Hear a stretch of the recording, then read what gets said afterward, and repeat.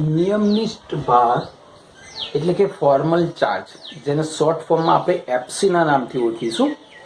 FC એટલે formal charge. Generally આપણે જોયું હોય તો CO3 લખીએ છીએ, રાઈટ?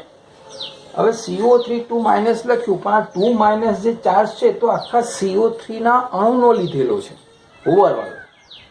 આપણે અહીંયા ફોર્મલ ચાર્જનો મતલબ અહીંયા જે CO3ની જે રચના થાય ને, એમાં આ કાર્બનનો કેટલો, આ ઓક્સિજન ઉપર કેટલો ચાર્જ હશે, આ ઓક્સિજન ઉપર કેટલો ચાર્જ હશે, અને આ ઓક્સિજન ઉપર ચાર્જ, એટલે ઇન્ડિવિજ્યુઅલ ચાર્જ, દરેક પરમાણુ પર ઇન્ડિવિજ્યુઅલ ચાર્જ કેટલો છે, અને એ બધાનો સરવાળો જે થાય એ કુલ આ ચાર્જ બતાવે છે. તો આપણે ફોર્મલ ચાર્જ એટલે જે તે પરમાણુ, અણુમાં રહેલા જે તે પરમાણુ છે એનો પોતાને કેટલો વીજભાર છે, અથવા તો પોતે કઈ ઓક્સિડેશન અવસ્થામાં છે, એની ઉપર કયો ચાર્જ લાગે છે, ધન વીજભાર લાગે છે કે ઋણ વીજભાર લાગે છે, ને કેટલી સંખ્યામાં લાગે છે, એના માટેનું આ સૂત્ર છે. એફસી ફોર્મલ ચાર્જ બરાબર આ જે અણુ છે એમાં જે કાર્બન કે ઓક્સિજન જે લઈએ, જેનો ચાર્જ શોધવાનો છે, એ મુક્ત પરમાણુ હોય ત્યારે સંયોજકતા ઇલેક્ટ્રોનની સંખ્યા, એટલે જનરલી ધારો કે કાર્બન, તો કાર્બનની સંયોજકતા ઇલેક્ટ્રોનની સંખ્યા કેટલી? 4, ઓક્સિજનની 6, એનમાં 5, બરાબર, FClBrI 7, આપ સૌ જાણો છો તેમ. તો એ સંયોજકતા ઇલેક્ટ્રોનની સંખ્યા લખવાની છે, માઇનસ અબંધકારક ઇલેક્ટ્રોનની કુલ સંખ્યા લખવાની છે. અબંધકારક બંધકારકને આપણે લાસ્ટ લેક્ચરમાં આપને સમજાવ્યું છે, આપ સૌ જાણો છો એને. અબંધકારક ઇલેક્ટ્રોન યુગ્મ નથી અહીંયા, હા, ઇલેક્ટ્રોનની સંખ્યા લખવાની છે. અહીંયા પણ ઇલેક્ટ્રોનની સંખ્યા છે, -1/2. બંધકારક ઇલેક્ટ્રોનની કુલ સંખ્યા લખવાની છે, એટલે કે જેની જે પરમાણુ લઈએ એની આજુબાજુ બંધકારક ઇલેક્ટ્રોન કેટલા છે એની સંખ્યા લખવાની છે, બરોબર. તો આપણે લઈએ ઉદાહરણ વારાફરતી. પહેલું ઉદાહરણ O3. O3ની રચના આપ સૌ જાણો છો કે આપણે આવી રીતે લખી હતી.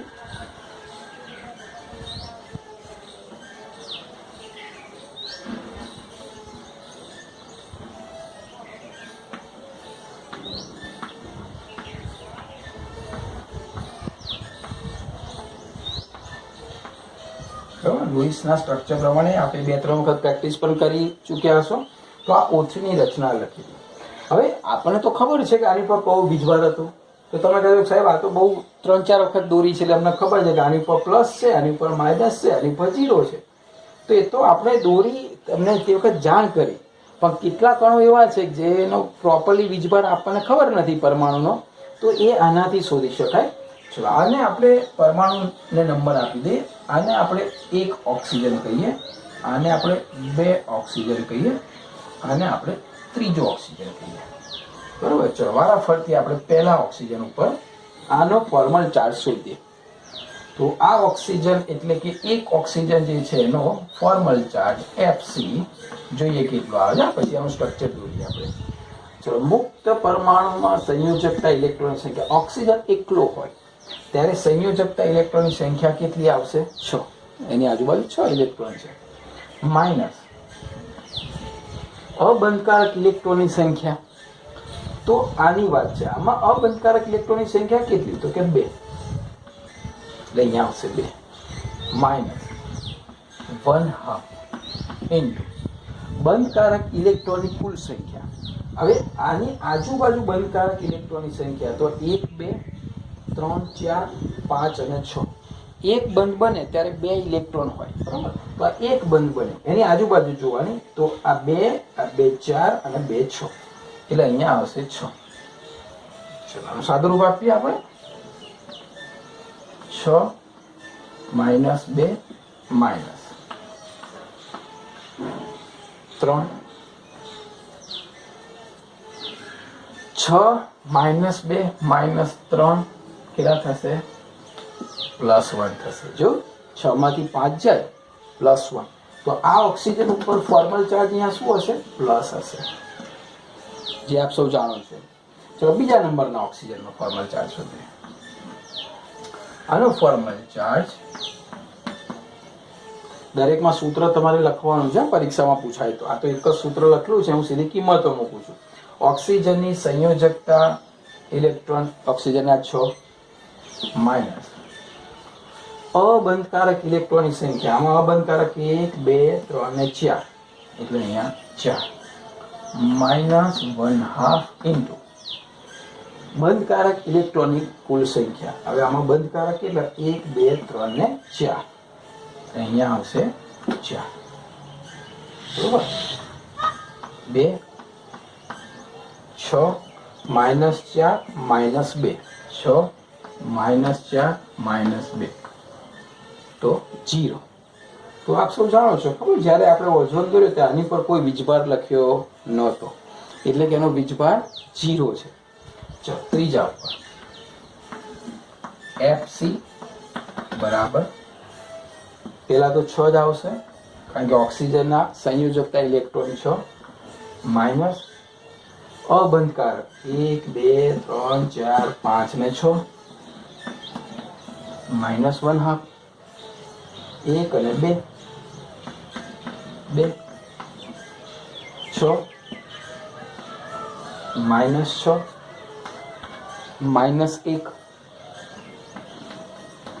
તો કેટલો વીજભાર આવ્યો? -1. તો હવે આના વીજભાર તરીકે હું લખું આ સૂત્ર. તો આ સૂત્ર કેવી રીતે લખાય વીજભાર તરીકે? તો અહીંયા લખવું આપણે ઓક્સિજન, અહીંયા C1, અહીંયા ઓક્સિજન બરોબર, આની ઉપર પ્લસ આની ઉપર માઇનસ. અહીંયા કેટલા છે? 6, આની ઉપર 2, આની ઉપર 4. તો હવે આ પહેલો જે ઓક્સિજન હતો એની ઉપર પ્લસ, બીજો હતો એની ઉપર 0, ત્રીજો છે એની ઉપર -1. તો આ રીતે એનો ફોર્મલ ચાર્જ શોધવામાં આવે છે. એક બે ઉદાહરણ બીજા આપું છું તમને. તો આ સૂત્ર યાદ રાખવાનું છે ફોર્મલ ચાર્જનું, અને આ જે છે એ દરેક પરમાણુ પર જે ચાર્જ આવે એ આના પ્રમાણે લખવાનું છે.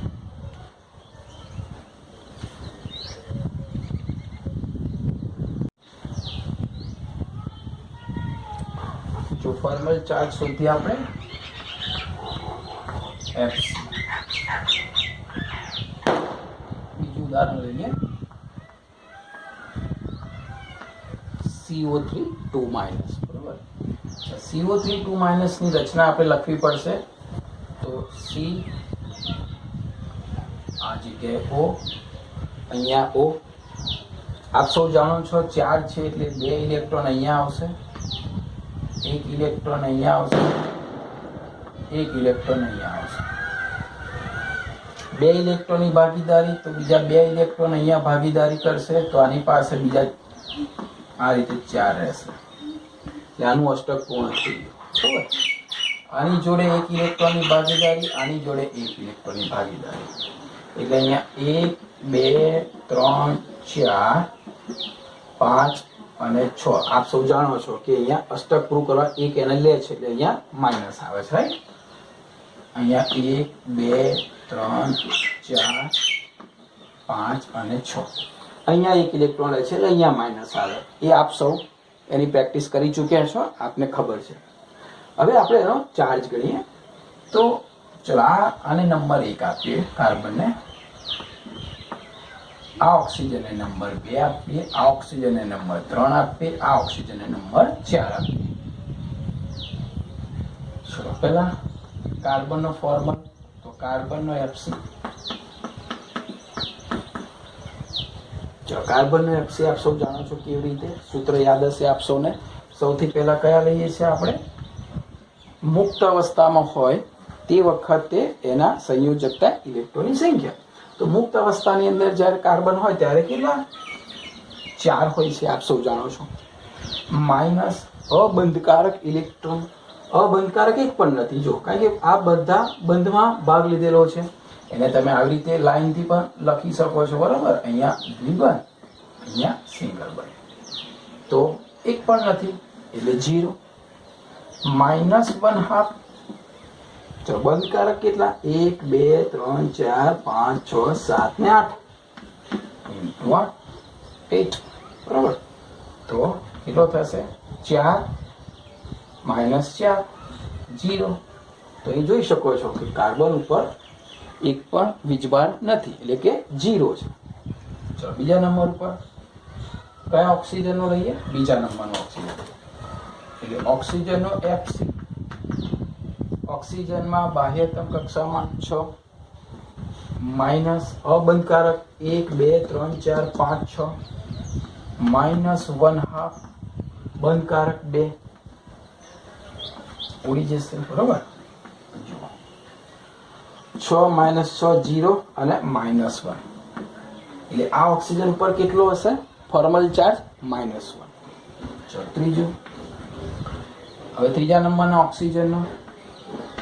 ઓક્સિજનનો એફસી, એમાં પણ 6 1 2 3 4 5 6 અબંધકારક -1/2 બંધકારક 2. આના જેવું જ આવશે -1. ચોથા નંબરનો ઓક્સિજનનો એફસી 6, આની વાત કરીએ 1 2 3 4 અબંધકારક -1/2 બંધકારક 1 2 3 4 4. તો અહીંયા કેટલા આવશે? 2. 6 માઇનસ 6 એટલે 0. તો અહીંયા કેટલો ચાર્જ હોય છે? 0 હોય છે. બરોબર. એટલે આપણે જ્યારે આ દોર્યું ત્યારે આપ સૌને યાદ છે ને, આગળ આપણે આવી રીતે દોર્યું હતું. આ ઓક્સિજન ઉપર માઇનસ, આ ઓક્સિજન ઉપર માઇનસ અને અહીંયા 0. આપણે આવી રીતે CO3 2 માઇનસ અને આ બંનેનો ભેગો થઈને અહીંયા આવે છે. આપણે ફોર્મલ ચાર્જ શોધે છે, દરેક પરમાણુનો વ્યક્તિગત ચાર્જ શોધે છે. તો આ CO3 2 માઇનસનો હતો. ત્રીજા નંબરમાં લઈએ HNO3.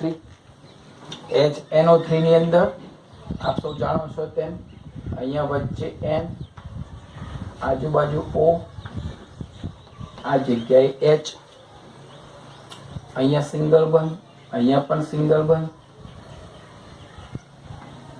અને આ જગ્યાએ અહીંયા દ્વિબંધ લઈ લઈએ. બરોબર. એટલે નાઇટ્રોજનના 1 2 3 4 અને 5 પૂરા થઈ જાય. હવે આપ સૌ જાણો છો કે અહીંયા પ્લસ હતો, યાદ છે ને? અહીંયા પ્લસ હતો, અહીંયા શું હતો? માઇનસ હતો. ચલો 2 2 4 અહીંયા આવશે, 2 2 4 2 6 અહીંયા આવશે અને 2 ત્યાં આવશે. રાઈટ. તો આપણે વારાફરતી જોઈએ. અહીંથી શરૂ કરીએ. પહેલા H, પછી બીજો નંબર, ત્રીજો નંબર, ચોથો નંબર અને ઓક્સિજનનો 5મો નંબર.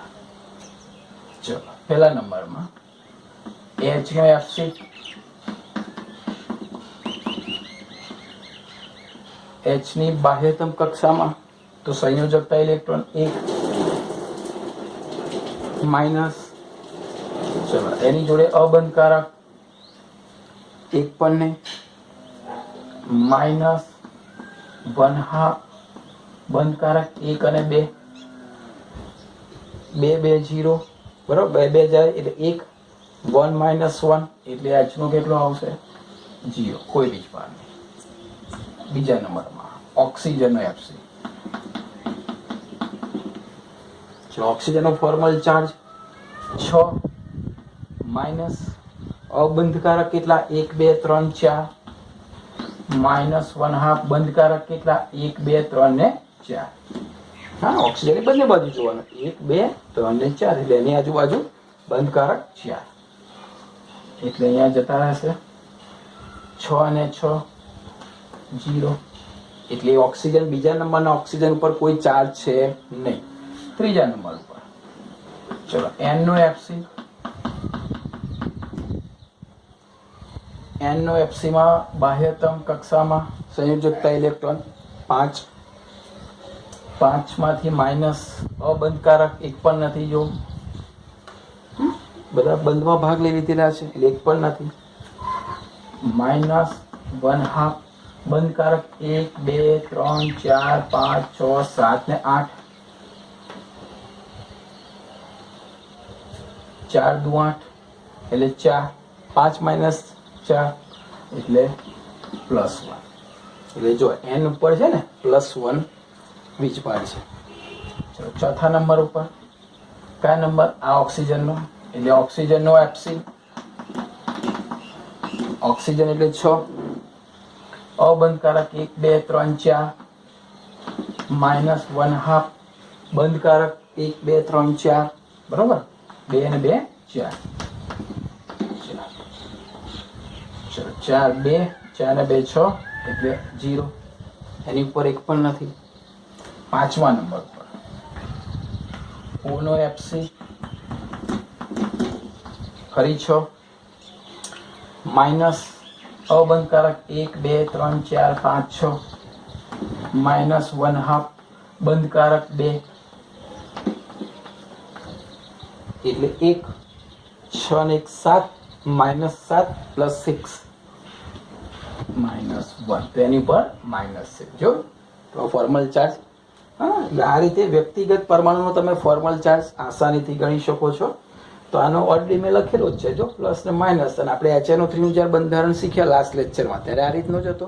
એટલે આવી રીતે તમે કોઈ પણ અણુનું લૂઈસ સ્ટ્રક્ચર દોરતા આવડે તો એનો ફોર્મલ ચાર્જ આવડે છે, બરોબર. પછી MCQમાં પૂછાય એન્ટ્રન્સ એક્ઝામમાં તો ડાયરેક્ટ સીધો જ તમને ખબર છે, તો આ રીત કરવાની જરૂર નથી. પણ કેટલાક અણુ એવા છે જે અનનોન હશે તમારા માટે, બરોબર, તો તે વખતે તમારે એની ગણતરી કરવી પડશે. કેટલાક ઉદાહરણ તમને આપું છું ઘરે પ્રેક્ટિસ કરવા માટે, અને આ રીતે ફોર્મલ ચાર્જ આપણે ગણીશું. અને જોડે જોડે એનું લૂઈસ સ્ટ્રક્ચર પણ તમને આવડશે, એટલે લૂઈસ સ્ટ્રક્ચર દોરીશું અને પછી ફોર્મલ ચાર્જ ગણીશું.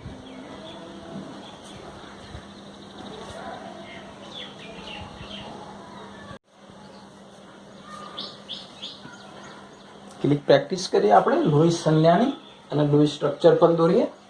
ચલો, mg ને કેવી રીતે લખવામાં આવે છે? તો લૂઈસ સંજ્ઞા એટલે mg લખીશું, અને એની આજુબાજુ લૂઈસે જે ડોટ્સ આપ્યા, બિંદુ આપ્યા છે, બરાબર, આપણે જેને ચાલના કહીએ છીએ એ દોરવાના છે. હવે mg કયા સમૂહમાં આવે? તો કે બીજા સમૂહમાં આવે. બીજા સમૂહમાં NS2 એટલે કે બાહ્યતમ કક્ષામાં કેટલા ઇલેક્ટ્રોન? 2. તો mg માં 2 ઇલેક્ટ્રોન છે, તો એક અહીંયા દર્શાવો, એક અહીંયા દર્શાવો. mg finish. સોડિયમ, તો સોડિયમમાં બહારની કક્ષામાં એક જ ઇલેક્ટ્રોન, તો આ રીતે સોડિયમ. બોરોન ક્યાં આવે?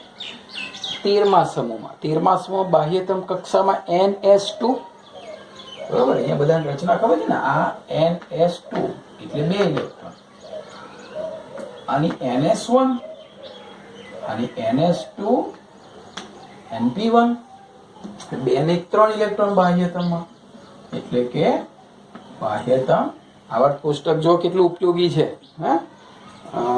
ગ્લેન ટી સીબોર્ગે કહ્યું હતું ને કે ભાઈ આવર્ત કોષ્ટક વિદ્યાર્થીઓ માટે કેટલું મદદરૂપ છે, તો અહીંયા જ ખબર પડશે. જુઓ, બોરોનની બાહ્યતમ કક્ષામાં કેટલા ઇલેક્ટ્રોન? તો NS2 NP1 એટલે 2 ને 3 ઇલેક્ટ્રોન, તો 3 ચાલના કરવાના. ઓક્સિજનમાં કેટલા ઇલેક્ટ્રોન?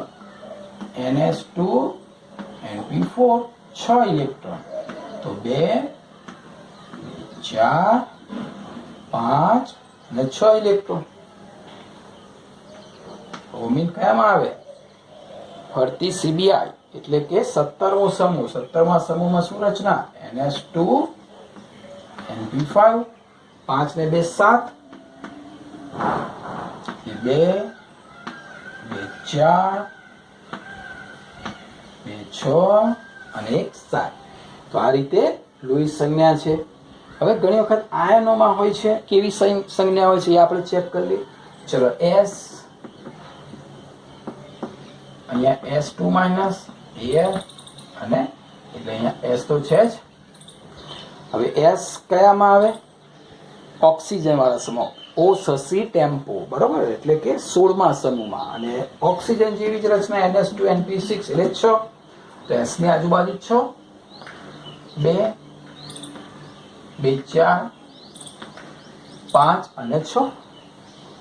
હવે S2 માઇનસ સમજો. હવે એને શું કર્યા? 2 ઇલેક્ટ્રોન હજુ મેળવ્યા, તો હજુ અહીંયા 2 ઇલેક્ટ્રોનની જગ્યા છે ને, તો અહીંયા એને 2 ઇલેક્ટ્રોન મેળવ્યા, એટલે એના પોતાના 6, 2 2 4 5 અને 6.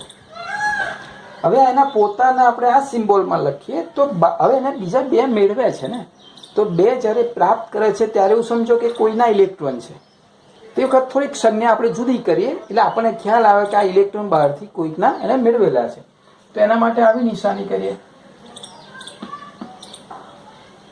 તો કુલ ઇલેક્ટ્રોન કેટલા થાય? 1 2 3 4 5 6 7 8. અષ્ટક પૂર્ણ થઈ ગયું. 2 મેળવ્યા એટલે કે આની ઉપર કયો બીજભાર આવે? ચોરસમાં લખવામાં આવે આની ઉપર -2. કેમ -2?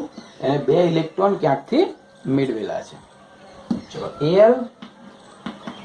Al ભાઈ અહીંયા આવે બાલ ઉગાડીને ટાર વાળામાં, રાઈટ? તો અહીંયા 3, તો Al માં પણ 3, 1 2 અને 3. હવે અહીંયા Al3 પ્લસ, એનો મતલબ 3 એ 3 ગુમાવ્યા. હા, 3 પ્લસ તો 3 એ 3 ગુમાવી નાખ્યા. તો અહીંયા Al, તો એની ઉપર ચોરસ કૌંસ કદાચ કરીએ તો એની ઉપર શું લખીશું? 3 પ્લસ. એને 3 એ 3 ઇલેક્ટ્રોન ગુમાવેલી, એક પણ લખવાની જરૂર નથી. બાહ્યતમ કક્ષા તો ખાલી થઈ ગઈ, 0 થઈ ગઈ. બરોબર? આ રીતે કોઈ પણ આયન હોય, કોઈ પણ પરમાણુ હોય, અને ઇલેક્ટ્રોન રચના પ્રમાણે બાહ્યતમ કોષમાં કેટલા ઇલેક્ટ્રોન છે એને ડોટ્સ તરીકે દર્શાવવાના. અને તમને એવું ખ્યાલ ના આવે બાહ્યતમ કક્ષામાં કેટલા ઇલેક્ટ્રોન, તો પહેલો સમૂહ ના હોય તો 1 ઇલેક્ટ્રોન, બીજા સમૂહના હોય તો 2 ઇલેક્ટ્રોન, 13મા સમૂહના 3 ઇલેક્ટ્રોન, 14મા સમૂહમાં 4 ઇલેક્ટ્રોન, 15મા સમૂહમાં 5 ઇલેક્ટ્રોન, 16મા સમૂહમાં હોય તો 6 ઇલેક્ટ્રોન, 17મા સમૂહમાં હોય તો 7 ઇલેક્ટ્રોન અને 18મા સમૂહમાં હોય તો 18. બરાબર? તો આ રીતે તમે લખી શકો. ચલો બીજા 2 એક ઉદાહરણ લઈએ સ્ટ્રક્ચર, અને ફરી એક વાર રિવાઇઝ કરી દઉં. તો SiCl4 નું લૂઈસ સ્ટ્રક્ચર કેવી રીતે દોરાય? તો આ બંનેમાં ઓછી વિદ્યુત ઋણતા કોની? Si ની. તો Si ની વિદ્યુત ઋણતા ઓછી એટલે હું અહીંયા લખીશ Si. 4 Cl છે તો ચારે બાજુ હું 4 Cl લખી દઈશ. ચલો Si કયા સમૂહમાં આવે? 14મા સમૂહ, કાશી. બરોબર? ના ગિરનારી શંકર પ્રભુ, કાશી એટલે 14મા સમૂહમાં 4 ઇલેક્ટ્રોન. તો 4 જણ છે અને 4 ઇલેક્ટ્રોન છે, દરેકને ભાગ એક એક આપી દઈએ. ચલો 1 ઇલેક્ટ્રોન આને આપી દીધો, 1 ઇલેક્ટ્રોન આને આપ્યો, 1 ઇલેક્ટ્રોન આને આપ્યો, 1 ઇલેક્ટ્રોન આને આપ્યો. 4 વેચી લીધા. ક્લોરીનના 7 ઇલેક્ટ્રોન, 1 ઇલેક્ટ્રોનની ભાગીદારી કરી એટલે 1 ઇલેક્ટ્રોનની ભાગીદારી કરશે ક્લોરીન. 1 2 3 4 5 6 અને એકની ભાગીદારી એટલે 7. અહીંયા પણ 7, અહીંયા પણ 7, અહીંયા પણ 7. અષ્ટક પૂર્ણ થઈ ગયું બધાએ? બરાબર? અષ્ટક પૂર્ણ દોરી આમ. તો અહીંયા અષ્ટક પૂર્ણ, અહીંયા અષ્ટક પૂર્ણ, આ જગ્યાએ અષ્ટક પૂર્ણ, આ જગ્યાએ અષ્ટક પૂર્ણ અને SI. એટલે આને આવી રીતે લખાય SiCl, Cl, Cl અને Cl. બાકીના અબંધકારક ઇલેક્ટ્રોન. તો એ હતી SiCl4.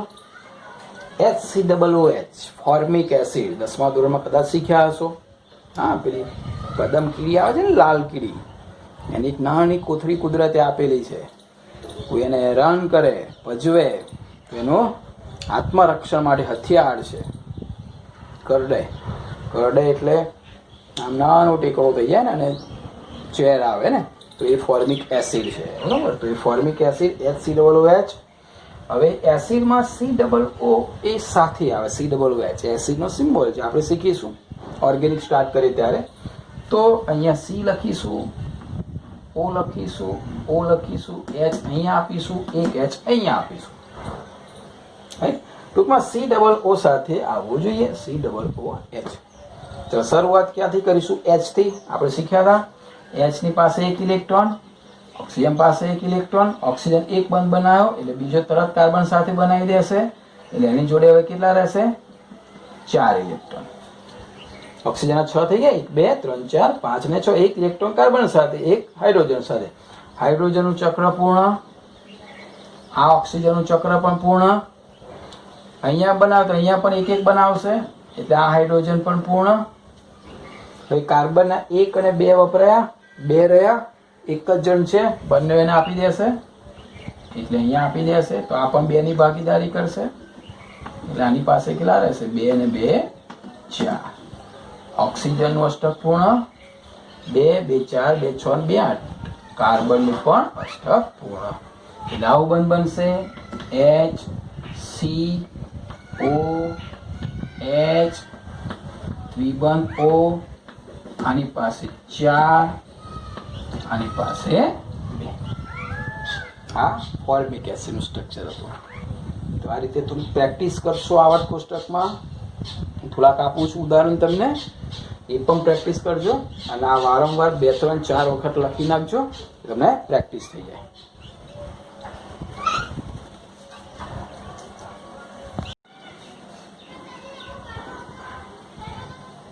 જો લુઈસ બંધારણ પ્રમાણે કેવી રીતે આયનીય બંધ બને તો સ્વિસોસંયોજક બંધ જો ઇલેક્ટ્રોનની ભાગીદારીથી આયનીય બંધ કેવી રીતે બને પણ જોઈએ ચલો કે અને એસ કે જે છે ને એની ઇલેક્ટ્રોન રચના આપ સૌ જાણો છો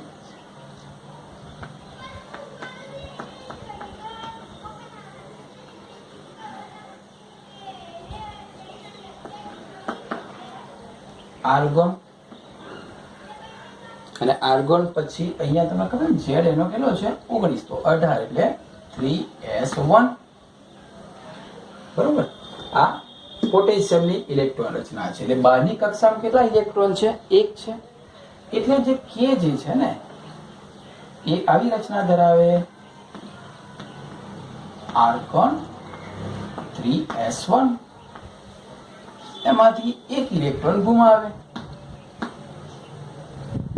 ઇલેક્ટ્રોન દૂર કરે એટલે 3s કક્ષક નીકળી ગઈ એટલે અહીંયા આવી ગયો K+ કોના જેવી રચના થઈ ગઈ આ આર્ગોન જેવી રચના થઈ ગઈ બરાબર પૂર્ણ ભરેલી હવે K+ તૈયાર ધન આયન હવે S નો વાળો ચલો S જે છે એની ઇલેક્ટ્રોન રચના શું છે એની આ O જેવી ઇલેક્ટ્રોન રચના છે બરોબર એટલે કે આ 10 ને 12 આનો ઝેર છે ને એ 16 છે એટલે આવશે અહીંયા 3p4 10 ને 12 ને 4 16 ચલો એ શું કરશે હા હવે S ને 4 ને 2 6 અષ્ટક પૂર્ણ કરના 2 ઇલેક્ટ્રોનની જરૂર પડશે અષ્ટક જ્યારે પૂર્ણ કરવું હશે ત્યારે એને 2 ઇલેક્ટ્રોનની જરૂર પડશે એટલે અહીંયા એ 2 ઇલેક્ટ્રોન મેળવશે 2 ઇલેક્ટ્રોન મેળવશે એટલે કે એ S2- થશે તો તે વખતે 2 ઇલેક્ટ્રોન મેળવ્યા ને તો 2 ઇલેક્ટ્રોન મેળવ્યા 3p6 થયું ને ઇલેક્ટ્રોન રચના શું થઈ આવી રીતે થઈ Ne3s2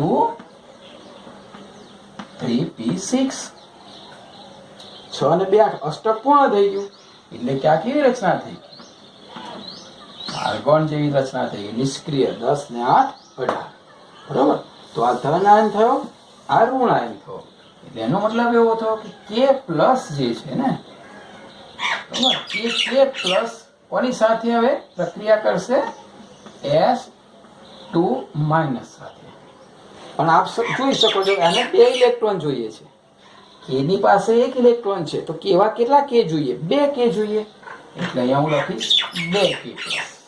બરાબર તો જે એની લુઈસ પ્રમાણે જે રચના થશે એ રચના આવી થશે કે ભાઈ K+ એટલે કે K ની આજુબાજુ હવે એક પણ ઇલેક્ટ્રોન નથી એવા કેટલા K 2 K જ્યારે S જે છે એની પાસે કેટલા ઇલેક્ટ્રોન છે 8 એટલે 2 4 2 6 અને 2 ઇલેક્ટ્રોન એને ક્યાંકથી મેળવ્યા ક્યાંકથી એટલે કોણે આપ્યા K આપ્યા 2 K ઇલેક્ટ્રોન આપ્યા એટલે અહીંયા શું થઈ ગયું 2-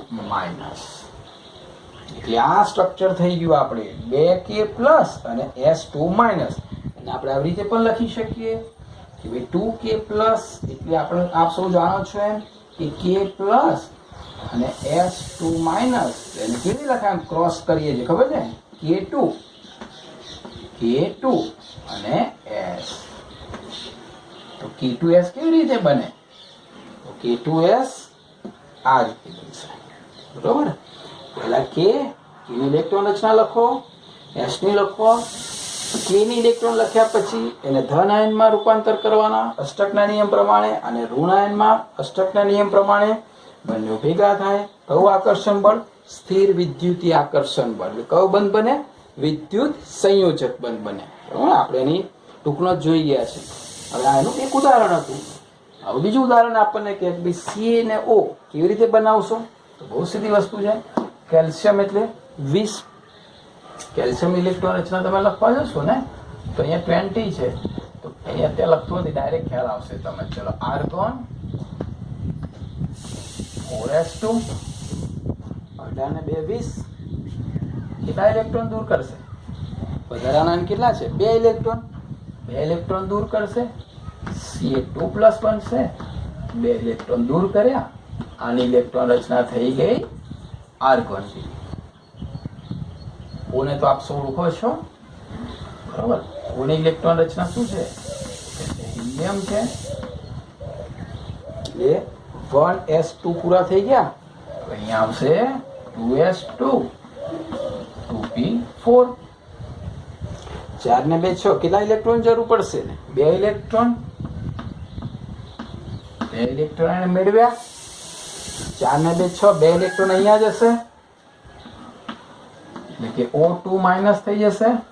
ઇલેક્ટ્રોન રચના થશે હિલિયમ 2s2 2p6. 2 ઇલેક્ટ્રોન આવ્યા. p કક્ષકમાં બાકી છે ત્યાં જશે. આ કોના જેવી ઇલેક્ટ્રોન રચના થઈ ગઈ? નિયોન જેવી. અષ્ટક પૂર્ણ થઈ ગયું. આનું અષ્ટક પૂર્ણ, આનું પણ અષ્ટક પૂર્ણ. હવે ભેગા થઈ જશે કોણ? Ca2 plus plus O2 minus. તો કેવી રીતે થશે? તો Ca2 પ્લસ એટલે કે જો અહીંયા ઇલેક્ટ્રોન મારે દર્શાવવા હોય ને, અહીંયા તો ઇલેક્ટ્રોન દર્શાવીને પણ મૂકી શકું. 1 2 3 4 5 અને 6. તો અહીંયા 2 ઇલેક્ટ્રોન મેળવશે તો એને હું આ રીતે દર્શાવી શકું. 2 2 4 2 6 અને 2 ઇલેક્ટ્રોન મેળવશે. આની ઉપર મારે લખવું હોય તો અહીંયા કેટલા ઇલેક્ટ્રોન દર્શાવી શકું? 2. બરોબર. તો હવે અહીંયા શું થશે? Ca2 પ્લસ અને O જે છે 2 માઇનસ. તો અહીંયા એના 6 ઇલેક્ટ્રોન અને બાકીના 2 ઇલેક્ટ્રોન આવી રીતે દર્શાવી શકું. 1 અને 2. તો એનો મતલબ એવો થયો Ca2 પ્લસ અને O2 માઇનસ. તો એમાંથી બને CaO, કેલ્શિયમ ઓક્સાઇડ. બરોબર. આ 2 અલગ અલગ રચના છે. આવું તમે કોઈ પણ MgCl2 બનાવી શકો. બરોબર. પછી CaCl2 બનાવી શકો, NaCl બનાવી શકો, NaBr બનાવી શકો, KCl બનાવી શકો. એટલે આવી રીતે તમે કોઈ પણ બનાવી શકો કે આ લુઈસ પ્રમાણે કેવી રીતે અણુ બને છે એની આ રચના બતાવેલી છે.